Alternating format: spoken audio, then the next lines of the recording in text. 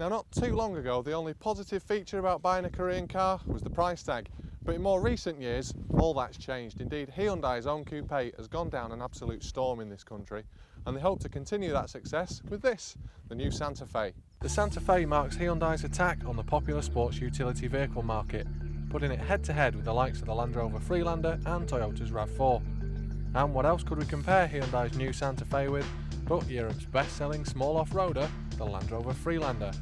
Looks play an important part in this sector. Owners are usually more concerned with looks than outright off-road ability. The sales of this car suggest that in the looks department, Land Rover must be doing it right with the Freelander. Despite criticism at launch that the front end looked like a boat, revisions to the car last year were limited to a redesigned front bumper, clear front indicator lenses and an enlarged lower air intake. The Santa Fe was designed by Hyundai's Los Angeles design facility. Hyundai claimed this was to ensure the car is suitable for Western markets.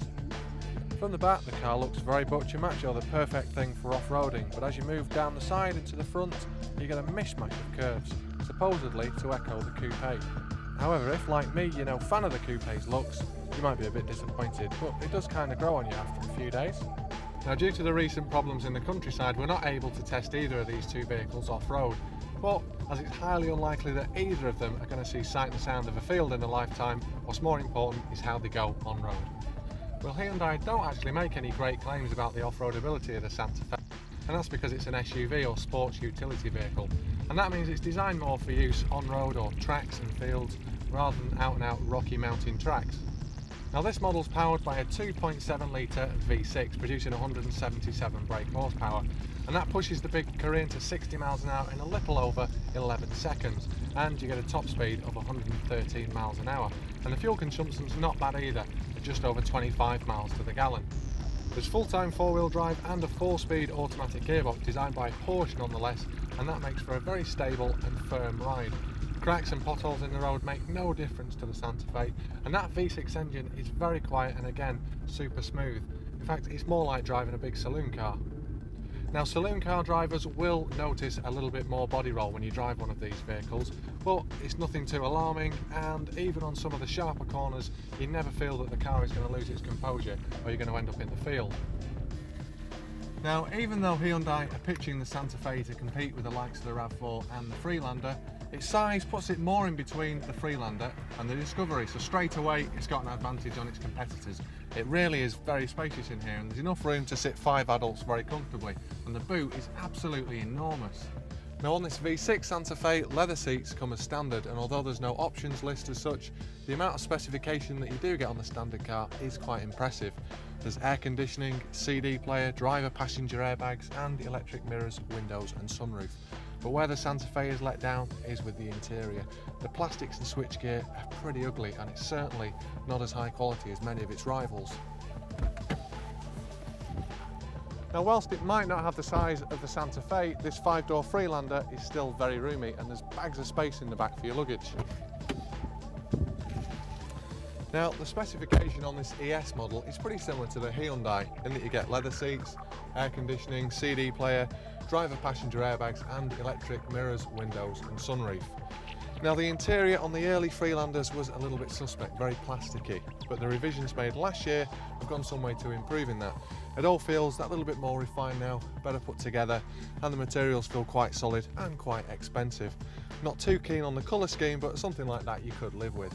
We know the Freelander performs extremely well off-road. In fact, it's the leader in its class. Now, this particular one I'm driving today, like the Santa Fe, it's got a V6, only this time 2.5 litres, and it's taken straight from the Rover 75. And it gives the car a whole new sense of urgency. 0 to 60 takes just 10 seconds, and your top speed, again 113 miles an hour.